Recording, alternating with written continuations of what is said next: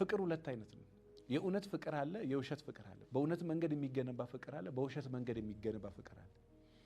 በእውነት መንገድ የሚገነባው በአለት ላይ እንደተሰራ ቤት በጣም መሰረቱ ጥልቅ የሆነ ችግር የማይለያያቸው፣ ሴክስ የማይለያያቸው፣ ገንዘብ ማጣት የማይለያያቸው፣ ስልጣን የማይለያያቸው፣ ከፍታ ማደግ መውደቅ መነሳት ምንም ነገር የማይለያያቸው ራሳቸውን በአለት ላይ የመሰረቱ ይሄ ወደ ላይ እንደ ሸምበቆ መንበዘዝን ሳይሆን ወደ ታች በጥልቀት የህንፃው ማማር ወደ ላይ ሳይሆን ወደ ታች ነው እንደሚባለው ወደ ታች ራሳቸውን በጥልቀት የሰሩ ባልና ሚስቶች በእውነት ላይ የገነቡ ፍቅራቸውን በእውነት ላይ የእውነት ከሆነ የምትወዳት አንተ ገላህን ለሷ ለመስጠት ሰውነትህን ለሷ ለመስጠት ልብህን ለሷ ለመስጠት የምትሰስተው ምንም ነገር የለም።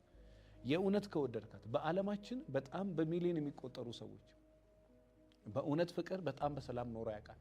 አይናቸውን ሰጥተው ያውቃል፣ ኩላሊታቸውን ሰጥተው ያውቃል፣ ልባቸውን ሰጥተው ያውቃል፣ ሁሉ ነገራቸውን ሰጥተው ያውቃል።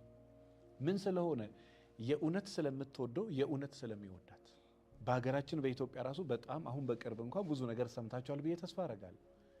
የእውነት ስለሚወዳት ብዙ ዋጋ ከፍሎላት ያውቃል። የእውነት ስለምትወደው ብዙ ዋጋ ከፍላለት ታውቃለች።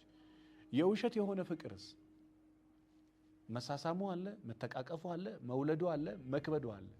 ከሆነ ጊዜ በኋላ ግን ውስጥ ያለው ስሜት ብቻ ስለሆነ እሷን የመሳም ስሜት፣ እሷን የማቀፍ ስሜት፣ ከእሷ ጋር ሴክስ የማድረግ ስሜት ብቻ ስለሆነ ስሜቱ ደግሞ የሆነ ቦታ ትቶ ይሄዳል። ለምሳሌ በለው ይልህና አንተ ካልኮ በኋላ ለምን አልኮ ይልሃል።